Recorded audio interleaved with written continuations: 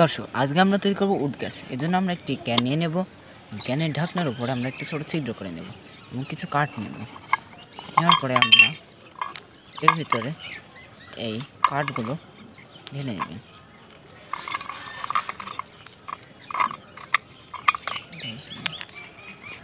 আমাদের এটি ঢোকানো হয়ে গেলে আপনারা মুখটি ঠিকভাবে ভালোভাবে শক্তভাবে আপনারা আটকে নেবেন।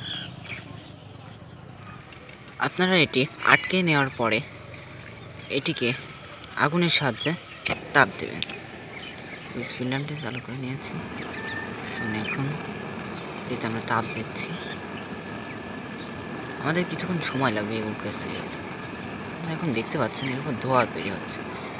দর্শক, আমাদের উড গ্যাস তৈরি হয়ে গেছে। এখন আমরা এটিতে আগুন ধরিয়ে দেখি।